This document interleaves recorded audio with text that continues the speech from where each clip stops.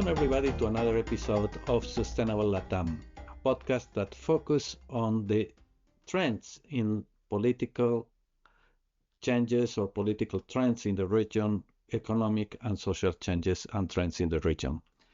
With me today, as always, I have Julian Seydoux and Andrew Thompson, my co-presenters, and we have a very special guest, Gerardo Berthin, president of Freedom House. Gerardo, welcome to our podcast. Rather than doing a long introduction, because you have a long career and very successful career as a political analyst in various organizations, I would like you to introduce to our audience. Go ahead, please. Well, thank you, Alberto, for inviting me to this important discussion, and certainly happy to also engage with Julian and Andrew.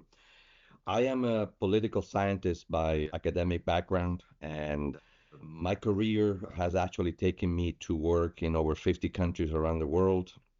I worked for the UN for a number of years, working for partners of the US government to implement programs abroad. Certainly one area of specialty that I've acquired is the so-called democratic governance, which is certainly a concept that now we're hearing more and more.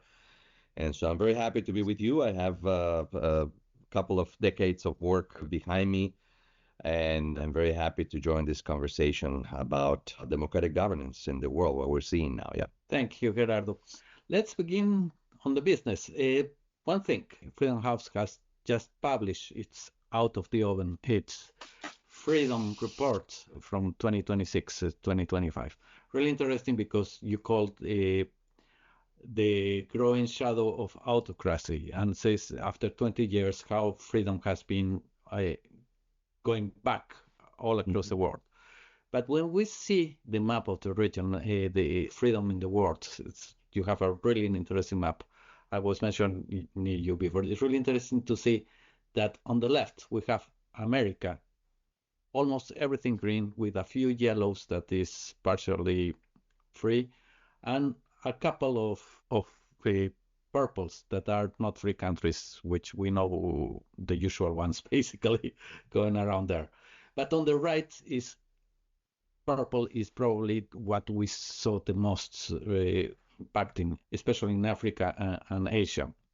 But when we go to the Americas, I will ask you, is this green really solid green, or risks are around taking all of this? Basically, how resilient is democracy in Latin America? Right. No, in fact, yes. Yesterday we released our Freedom in the World report. We have been doing this since 1973 as an organization. And for those of your audience who are not familiar, this particular metrics is an aggregate analysis of 25 indicators that look at political rights and civil liberties as described in the Universal Declaration of Human Rights. So our lens basically to look at freedom in the world is related to the conditions that the people have actually to be free. In that sense, basically, we looked at rights to freely participate in elections, liberties related to freedom of expression, freedom of the press, and so forth and so on. So that just as a background. We use a scale of 0 to 100, where 0 is not free and 100 is free. And we then categorize the countries into 3 buckets. So the free countries, which in the map, as you mentioned, are green. Yellow are the partially free countries, and purple are the not free countries.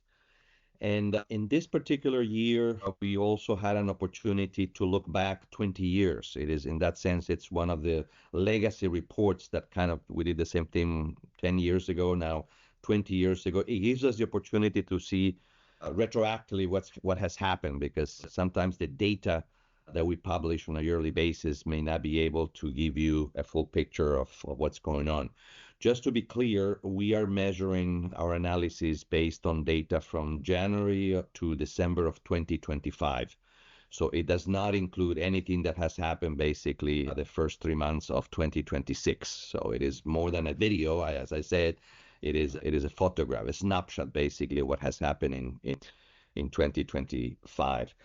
And I think, just bringing a little bit the larger lens of what we found is that, this year we continue to see that democracy, as we measure it, has declined for the 20th consecutive year.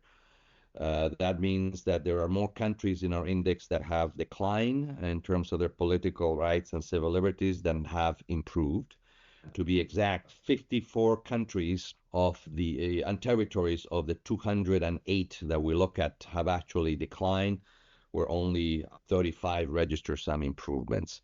And generally speaking, the reasons for that decline, I think we focus on maybe three particular issues, and then we can bring it to the Americas.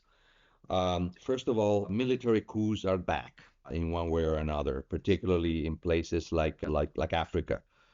That's number one. Number two, violence against peaceful protesters, another area where we highlight as one of the elements that is driving this decline. And last but not least is basically the efforts to weaken constitutional safeguards is another one of the issues. And so with that in mind, we look at Latin America as part of a cohort of 35 countries, which we looked at the Western Hemisphere and Americas. So that includes Canada, it includes the United States, it also includes the non-Spanish speaking islands of the Caribbean. So in that context, according to our data, Latin America continues to be mostly a free region, where 55% of its population actually continue to live in free spaces. But certainly, when we look back 20 years ago, for example, in 2005, only two countries were not free 20 years ago. You can guess which they are. One is Cuba and the other one is Haiti. Today, basically, we had to add two additional countries, Venezuela and Nicaragua. So we have now four countries that are not free, and we can talk about the reasons why. And on the good side, let's say, or kind of the more grayish side, certainly this year, the U.S. score declined 3 points actually in our index. This is a trend that has been happening already for the past 15 years. This decline actually has been seen both under the Democrat administrations as well as Republican administrations. And the bright spots basically this year in terms of the region, number one, Bolivia. Bolivia for the first time has become a free country in our index. And this is as a result of not only a peaceful transfer of power due to the relatively free elections, and certainly ending 20 years of a single party rule in Bolivia by Evo Morales' party, the MAS. And the other bright spot is Guatemala, who last year actually was the bright spot in our index. And even though it's still dealing with a lot of institutional issues, Guatemala has remained, there's no decline basically in its score. Another country that I would highlight that we are a bit concerned is El Salvador. El Salvador has continued actually to decline in its index, as you know, over the past 5 years. It was a free country at one point, now it's a partially free country. And this is a result mainly of establishing a constitutional republic under a constant state of emergency. On the one hand, while Bukele actually has resolved the important issue of gang crimes in their countries, it has done so at a human rights cost, not due process, violating certain constitutional rights in a sense. So it is a country that has declined over 15 years, the most in Latin America. I will say El Salvador, yeah, even though it continues Gerardo, to be partially free. forgive me for interrupting. I have a sort of an overall question, which Yes. in some ways repeats what you've just been telling us. I think some of your colleagues wrote an article for the Washington Post Yes. in which they pointed out that, according to their calculations and Freedom House's calculations, it's a free country for 21% of the world. I think the figure you had for Latin America was better. But my question for you is, how worried should we all be? Because you could say some years one country goes up, one country goes down. It all kind of balances out without much change. But from what I heard you say, it's actually been getting worse year on year. So it is a serious problem. Indeed, and certainly my colleague Jamie Fly, the CEO of Freedom House, and Yana, the director of research, wrote that piece. Indeed, it is. Once you start disaggregating, and that's why I wanted to understand in terms of the Americas, what is in that bucket, right? Once you take the English-speaking Caribbean nations, for example, and maybe you isolate Canada, you isolate the United States, the region becomes a little bit less optimistic in terms of its freedom. Certainly, big countries like Brazil, for example, even though continues to be free over the last 20 years, their score has declined. And we know we have a very important event coming in Brazil later in October and November, the election. Other countries that are, oscillating, for example, Peru is a good case. Peru actually oscillated from free to not free over the last 20 years many times, and that has to do precisely because of this instability that it has in holding presidents. It has 8 presidents in 10 years, and they also have an election coming up in April. Colombia is another country that actually has, oscillated from free to partially free, and also it so happened that very soon there's going to be a very important election in Colombia as well. But also, there are countries in our region that have sustained their free status for a number of years. And I want to point out, even though they're not perfect systems, Chile is one of the countries that actually is in the list. Costa Rica is another country that's in the list. Panama is another country that's on the list. Uruguay is probably another one in that list. So when you begin to disaggregate, you can see, as Alberto was saying, a little bit of both, a little bit of mixes, right? And certainly, the countries seem to be moving in some sort of cycle to a different type of political regimes. And I forgot to mention another country that is concerning that borders the United States is Mexico, which is a country actually that, particularly over the years, not only has it sustained as partially free, but the last election, 2024, for president and a national election was the most violent in Mexico in its history. And so, indeed, there are nuances that we need to start analyzing, and that's why it's one thing to look at with the lens of the aggregation, but once you start disaggregating, you begin to notice these other concerning trends. Yeah. Let me jump in there, Gerardo. As you're right to say, you cannot see Latin America like one lens. It's a prism with different angles to look at it. And I think that reflects also when we're talking about democracy or freedom around. But there is a constant that is really threatening the region in general. And in countries that are solidly democratic, according to Freedom House, like Costa Rica, for example, are beginning to suffer the problem of a drug violence or gang violence going around that. And that is reflecting also in elections in several countries. It's the main worry in many. And that, in a way, is also threatening democracies in the region, even well-solid democracies. Sure. I know that that is a good photography of 2025, but seeing 2026, if we're trying to go on video, the main threat, can we say, or one of the main threats to democracy in the region is the drug violence or gang violence, organized crime? Right. No, that's once you start looking at what is affecting specifically the scores in the Americas, definitely the role of organized crime is probably top of mind. I was recently in a conference organized by the Forum 2000 in Bolivia a week ago, and that was one of the main topics of discussion, and not only as related to Mexico, which actually there's some parts of the country that have been dominated by non-state actors, including organized crime. Ecuador is another country that comes into mind. You might remember in the elections, this being a very important topic. Certainly Bolivia, the day that I was there, they captured one of the most important drug kingpins they were looking for, because they had some sort of allegations that the previous government was protecting, him to do whatever he was doing.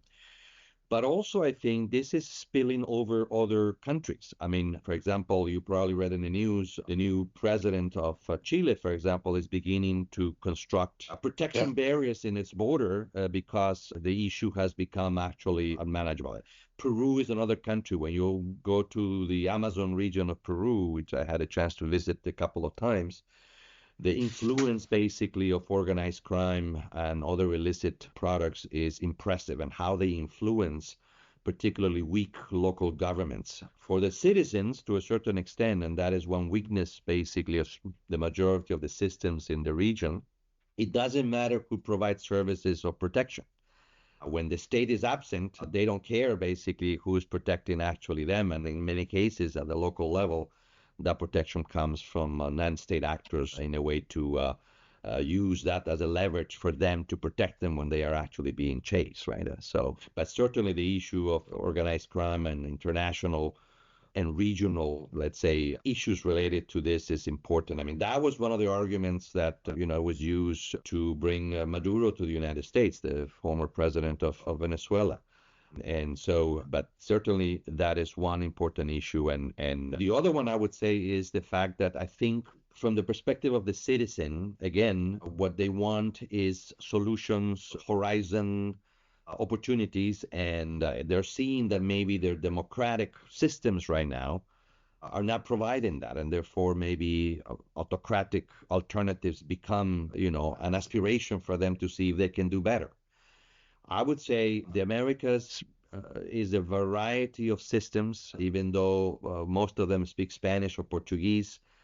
Each system has its own dynamic now. And what I would say is there has not been a very concerted effort on the part of their governments to strengthen democracy. So what we see from the outside as being called democracy has a lot of weaknesses. Certainly, Bolivia is a case in mind in which basically over the past 20 years, not only have they managed to lose economic advantages that they had before, but institutionally, it is a country that is much more weaker now as a result of not, making any efforts to strengthen. Could we talk a little bit about freedom and economic development? I understand that you've argued that democratic checks and balances are actually good for business rather than something that business doesn't want to waste its time on. How do you see that working? Yeah. Yeah, even though our index, let's say, does not look at specifically economic indicators, I think, and I wrote an article actually, which is published by Freedom House, in which the rule of law in this case, or indicators related to the rule of law, actually create opportunities for business.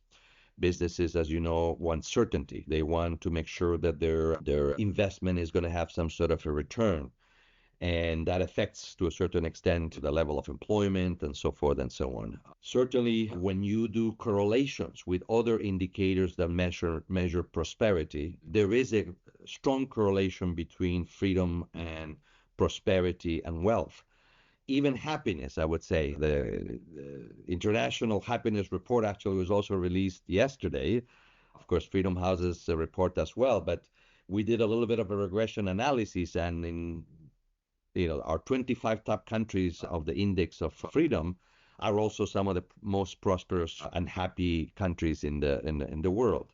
So there is a correlation there. The causalities might vary from country to country, but certainly one discussion, because I want to bring Bolivia because that's recently something that has happened. Business people are waiting, for example, for a new law, a new constitutional law that guarantees that their investments are secured. That hasn't happened yet because and they're beginning to make decisions on the basis of how safe their investments will be. And everybody's ready to invest. The point is basically, is that guarantee? Are there laws? How about the justice? Independence of the justice system is another measurement that we actually analyze. And there is a correlation between having an independent justice system versus one that is not. Most free countries do have an independent judicial system. And the other one, to me, that's important in that, even though it's not plainly economic, and all of you will understand because you're in the business of being a journalist, it is the issue of an independent media, right? Yeah. From whatever angle you can actually take, If that is being controlled, which has been one of the factors of decline, for example, in Venezuela, Nicaragua, El Salvador, and other countries, if that is not there, then people don't have sufficient information to actually make economic decisions for themselves. Good. I wanted to throw in to this bit of the discussion the case of Venezuela, where, as everyone knows, the government was decapitated with the removal of Nicolás Maduro. But I was particularly interested that the Marco Rubio, the U.S. Secretary of State, said the plan for the future in Venezuela was to stabilize the economy and then at a later date think about liberalizing the political system and introducing democracy. And if I'm not wrong, one of the chief executives of the US oil companies said that as it currently is, the state is currently in, Venezuela is uninvestable. Mm-hmm. So maybe we should be drawing the opposite conclusion to Marco Rubio and saying the most important thing is you exit a dictatorial situation is to have a political agreement, to have a restoration of democracy, which will enable a future economic development. Mm-hmm. Right.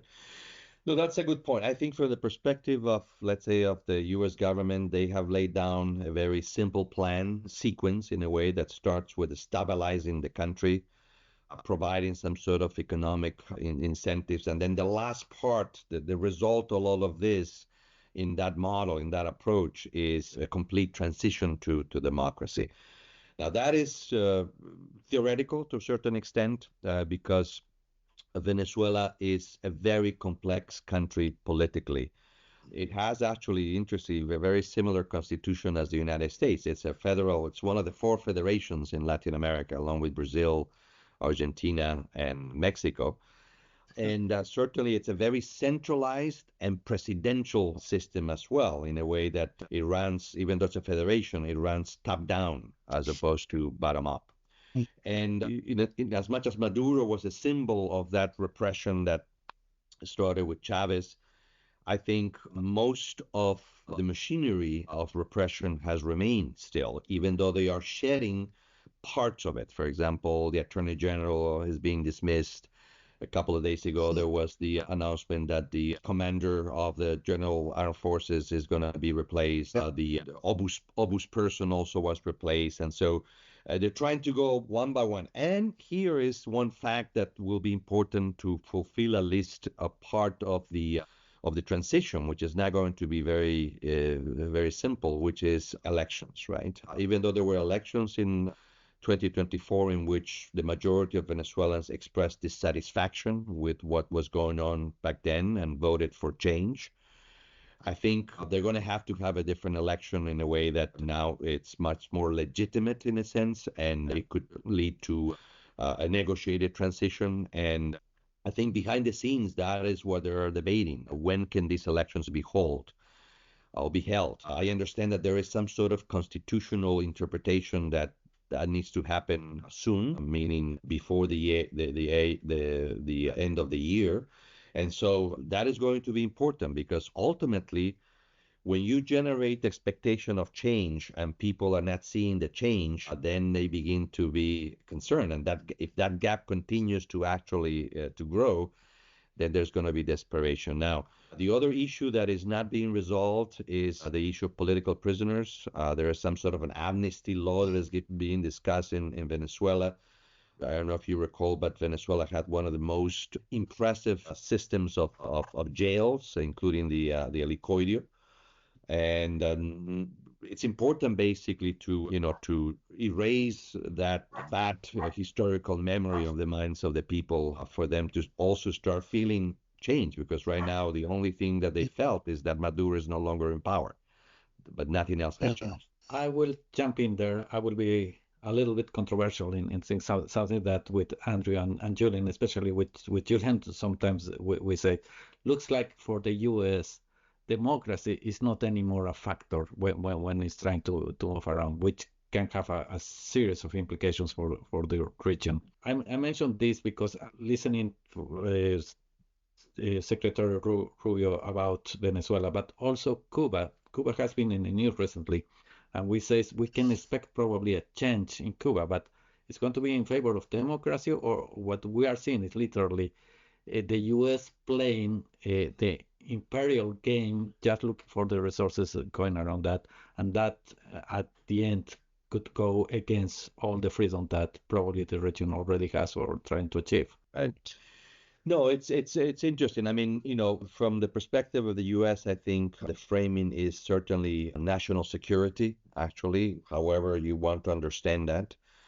But also, I think this is an opportunity probably for Latin America leadership to emerge. And certainly that leadership has been absent for the past decade.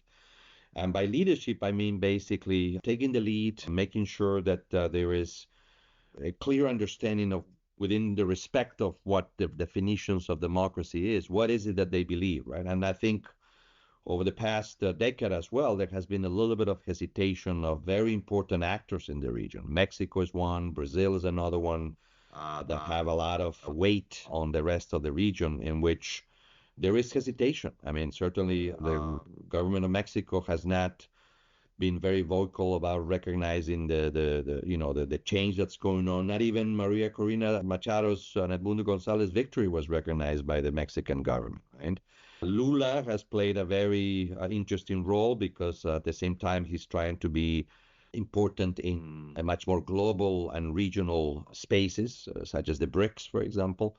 So I would say it's a combination of elements, not only the U.S., but also maybe other leaders around the area trying to understand that for the region, it doesn't matter how you ultimately develop your own democracy, it is important to have freedoms and rights and liberties in a way that basically people can feel safer and they can take decisions on that basis, right? But so I'm just jumping in. Go ahead. When you say that at this present moment, a lot of things are driven by the US action, interference, whatever there is, and I just when I think about some of the governance and some of the things you touched upon, all I can think of is that the US administration at some stage tried to repeal the Anti-Bribery Act for businesses. And for me, that's a huge signal to everywhere. So I understand the logic that was behind it to some extent from the administration. But of course, when you repel this, then that leads to potentially bribes, corruption all across, and particularly in Latin America, all across Latin America. And a couple of years ago, myself and Alberto, I think was together with the London School of Economics, had done a regression analysis on linking the fiscal deficit with the rise of corruptions within each countries, and there was a high positive correlation there, which of course happens when the countries are weaker. But it seems to me that in this respect there's a strong impulse, directional impulse coming from the states to all across Latin America. Right.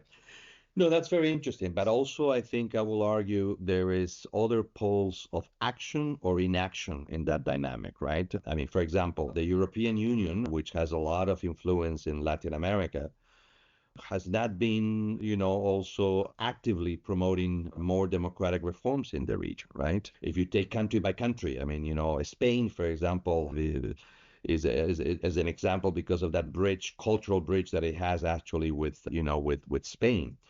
But there are other actors that are taking action that actually are contrarian to democratic values. You have China, you have Russia, you have Iran, you have even North Korea, in a sense, taking advantage of that vacuum in a way and trying to guide policies that seem appealing, right? At least at the beginning. But then the sticker shot, as they said, comes later, right? And that's not only in Latin America. This is also happening in Africa, where easy money comes in without any strings attached. But then people think that this is a gift, but at the end is actually a loan. And absolutely, yeah. But I mean, and I think this is what I'm pointing out is that you seem to have a convergence between Russia, China, the way of doing things, and the US. All coming at the same time to the continent. There's one more one more topic in the area of corruption that is very important. Latin America was the first continent in the world to actually have an Inter-American Convention Against Corruption, signed in 1996 in all places in Venezuela. The Venezuelans actually were the ones who drove this particular convention, which became a model for Africa, and some would argue it became a model for the UN Convention Against Corruption. And this is, let's say, a tool that the Organization of American States has, to not only do preventive things against corruption, but also enforce it. And certainly, the last time I was in Venezuela actually was 2006, celebrating the 10th anniversary of the Inter-American Convention Against Corruption. Hugo Chavez was already in power, and certainly there was a big celebration, but it was reduced because people already knew that what was coming later was very important. It was going to actually reduce and weaken this instrument that had become actually a very impressive model for the rest of the world, right? And again, because you have all of these institutional loopholes and other actors like the organized crime and others take advantage of that, certainly corruption becomes a very embedded activity.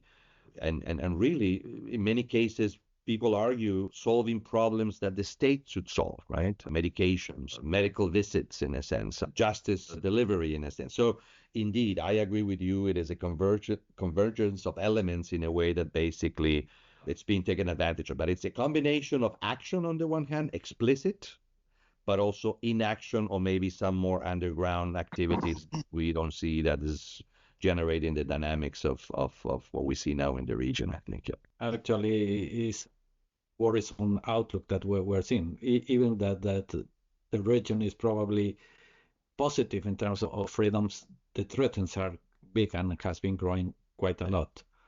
Yes, you're right. You're right. And in a sense, we've seen that or at least in our index, the more you move towards the not free, it is more difficult to come back. It will take longer to come back. And also there's data, not ours in general, but there's a study that looks at what they call the U-turns, when countries actually make a turn from an autocratic regime to a democratic regime. And the result of that is mixed, meaning that sometimes it just stays as a U-turn and they never make the full turn. In other cases, there's a little bit of regression in a sense, right? But so I think then there's data to prove that as well, in a way that you can be free, but you still have actually a lot of risks towards not being free.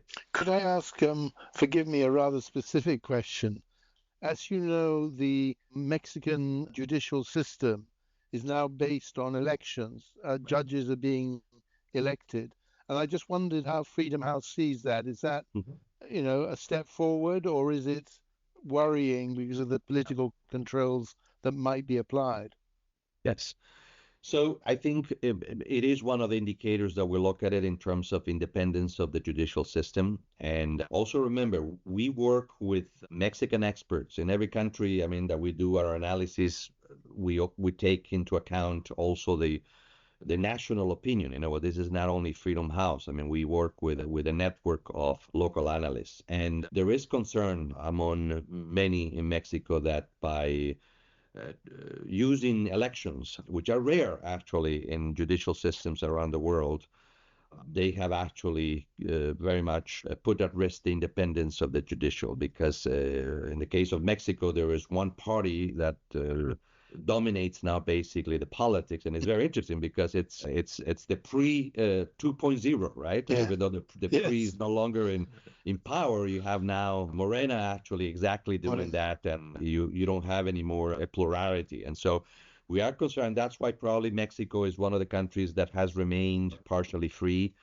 But definitely it is a factor that we look at as having either a positive effect on freedom or a negative effect. In the case of Mexico, it has a negative effect, the lack of independence, judicial independence. So this is a bit more of a personal nature question, I guess. I was wondering, you're currently president of Freedom House, right? And I was wondering about your personal experience in living in non-democratic countries, and how this has shaped your your vision or the way that you take information in? Right. That's a good question. I mean, I was probably lucky or fortunate enough to emigrate to the United States when I was very, very young. Alberto may remember it was at a time that we had a dictatorship in Bolivia, actually, a military dictatorship before the democratic transition that occurred in 1982.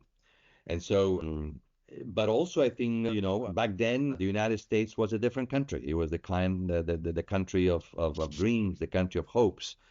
I'm not saying it no longer is, but certainly that was the motivation actually of why we wanted to come to the US. So I've also have a lot of friends. I work with a lot of organizations in close countries, and I value the freedom that I have. I think the freedom of writing something that might actually be controversial, the freedom of expressing my own opinion and not having actually the liberty to say that. And that's one of the reasons why I couldn't go back to my home country for over 20 years. Because if I went back somehow because of my links to my work would have been actually a risk. And I'm not the only one in that situation. I mean, I returned to Bolivia after 20 years a couple of weeks ago, and I met actually others who were doing the same thing for the first time. And definitely, you breathe a little bit of a better air right now, even though it's cautious, optimism.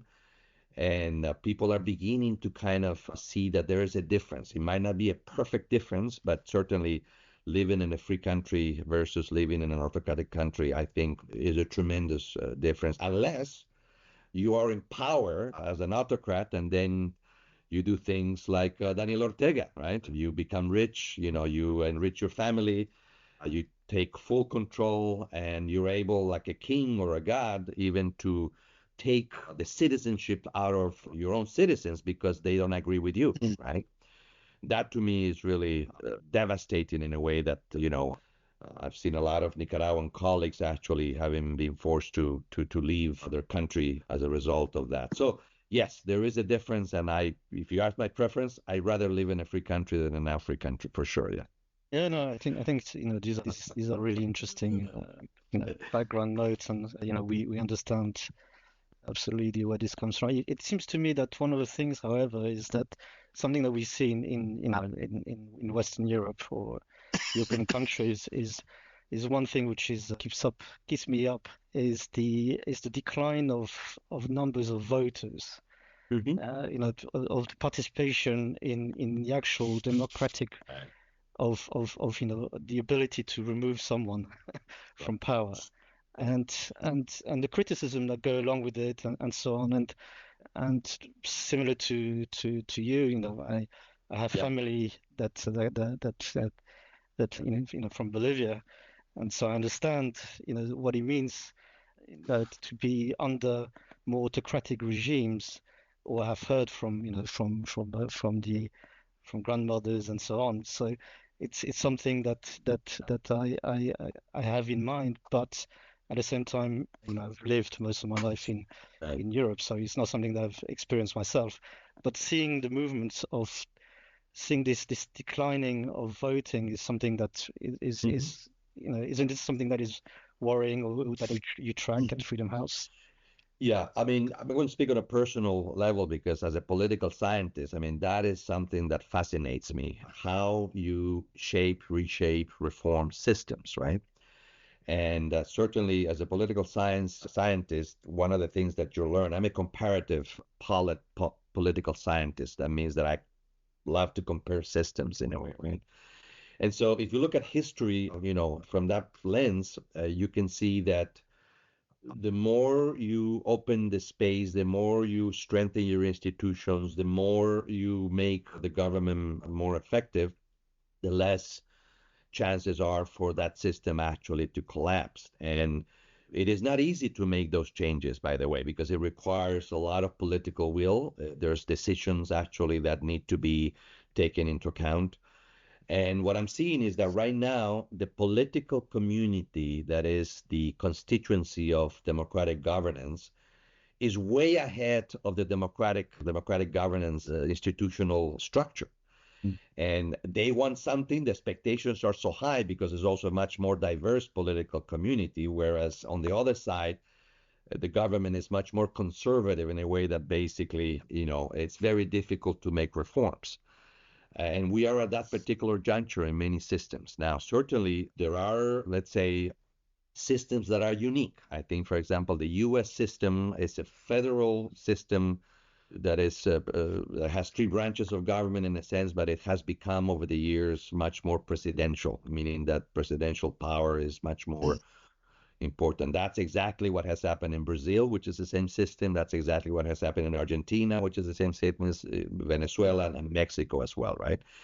I think also the other systems, there are the parliamentarian systems that, are a little bit more stable because you can change the government with a vote of confidence, and you divide, let's say, the government from the state, meaning that you have a government that governs and a state that represents, right?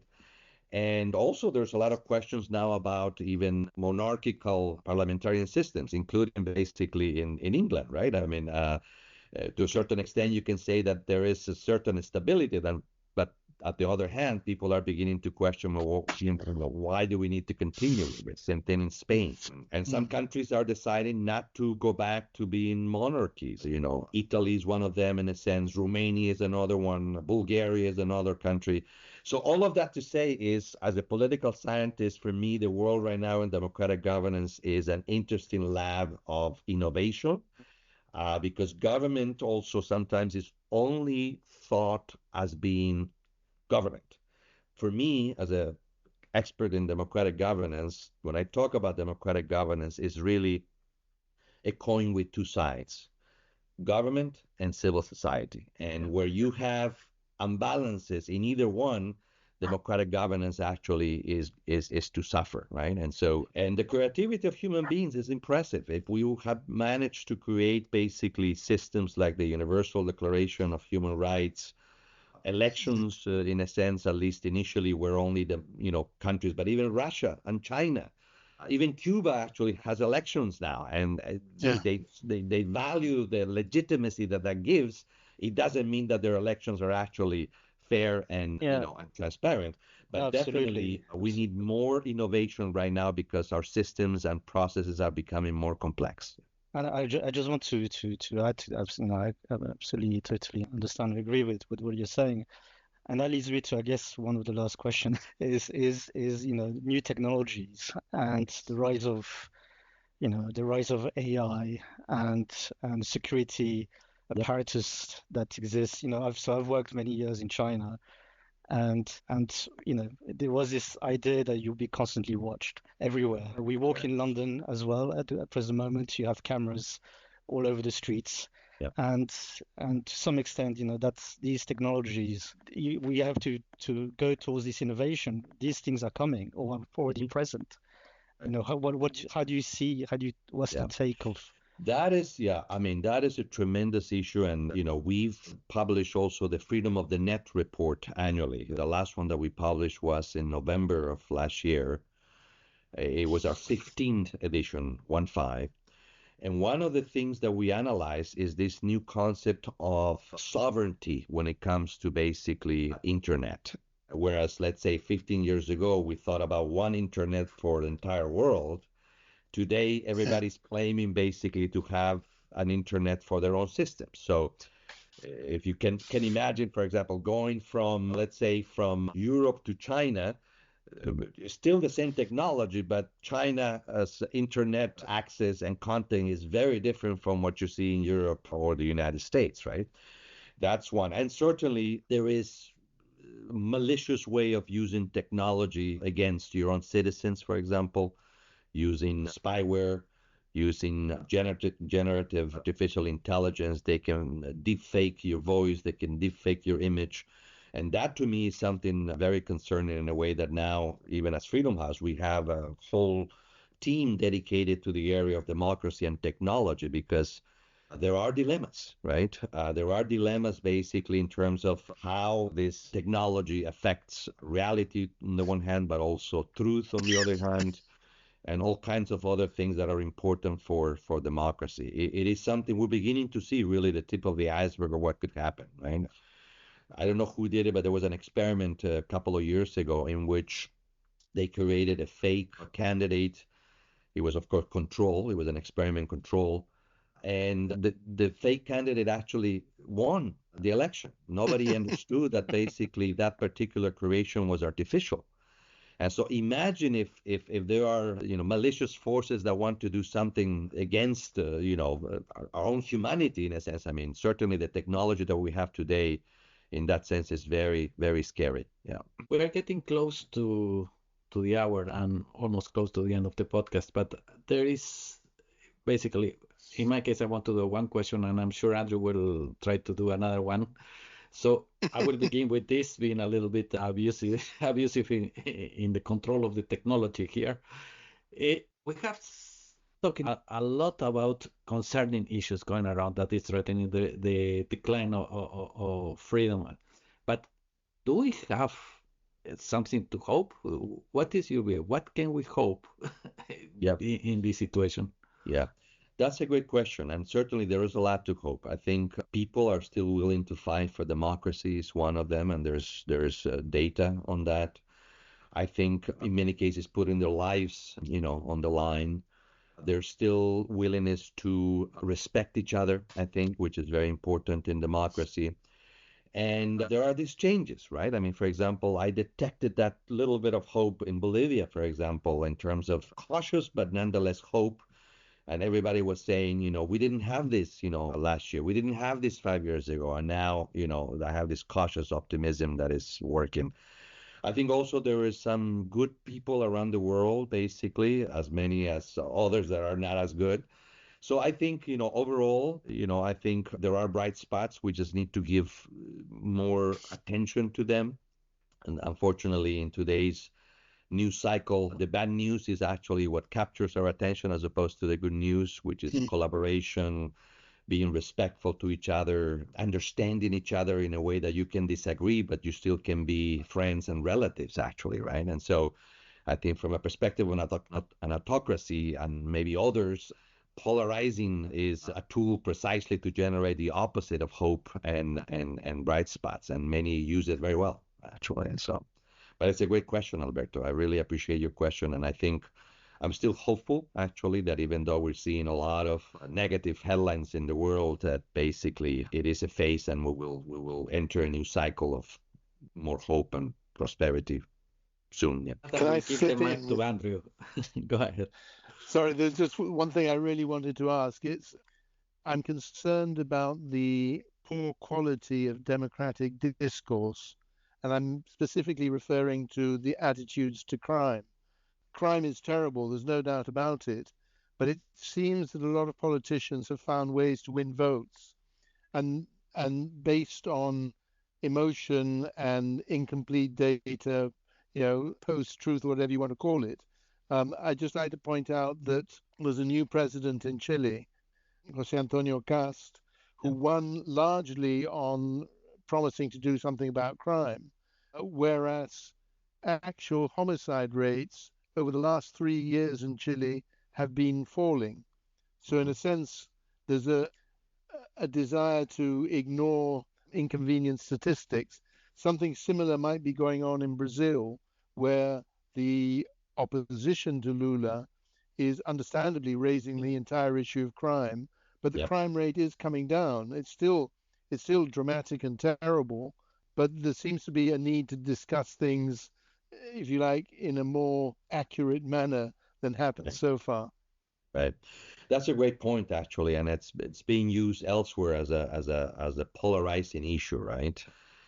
Because when you present it the way you can present a statistic, you're not really looking at those statistics that measure actually crime, but you are, let's say, presenting images. You're presenting actually the victims of the crime, which I understand, right? But certainly, and these are some of these issues that unfortunately are driving the democratic discourse, and that is one change that we need to promote, to start actually not only checking to see basically whatever they're saying is accurate, and that's why I think independent journalism to me continues to be a pillar of democratic governance, because in that bucket you can have a spectrum of let's say, opinions. One would say that it's a glass half empty, the other one would say it's a glass half full. Yeah. And then you have both, and you have the opportunity to decide what is it, right? And also the fact that some issues are much more better dealt locally, at the very local level, basically, as opposed to national issues, right?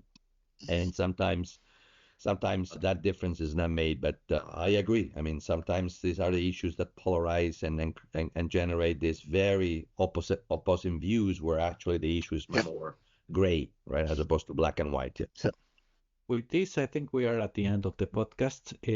Gerardo, we are really thankful to have you here today. It was an excellent conversations that we have. And well, we hope to have you in future episodes here at the podcast, and we will in touch. But thank you very much. It was a really great conversation. Yes, thank you for having me, and certainly it's always a pleasure to have these types of conversations. And thank you. Continue with your work in these very important issues, and happy to work with you in the future. Yeah. All right. With this, thank you very much, and until the next time.